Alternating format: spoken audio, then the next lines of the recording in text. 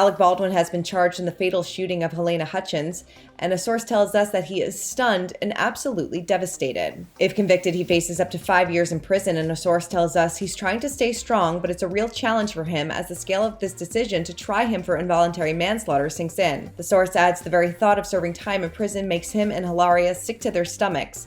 They can't even imagine that scenario and are telling each other there's no way on earth this can ultimately happen. The actor is worried for his wife Hilaria and their young children, with a source telling us he's hired the best legal team he could find. It's a huge financial outlay, but this is his freedom and reputation he's investing in, so the price tag wasn't really a consideration. Hilaria is by his side, holding his hand and telling him it's all going to be okay. But it's a challenge holding things together right now, to say the least. Well, the New Mexico District Attorney recently said in a statement, "After a thorough review of the evidence and the laws of the state of New Mexico, I have determined that there is sufficient evidence to file criminal charges against Alec Baldwin and other members of the Rust film crew." Special Prosecutor Andrea Reeb also said if any one of these 3 people, Alec Baldwin, Hannah Gutierrez Reed, or David Halls, had done their job, Halyna Hutchins would be alive today. Now, Baldwin was holding the gun that killed Hutchins and wounded director Joel Souza in October of 2021. The 42-year-old cinematographer was rushed to the hospital after the incident,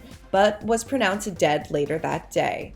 Now, Alec has maintained that he was not responsible for her death, claiming that he did not pull the trigger before the gun discharged, telling an investigator, "I know 1000% I'm not responsible for what happened to her." For more news content and exclusive interviews, make sure to hit the sub, like, and bell button down below and visit usmagazine.com.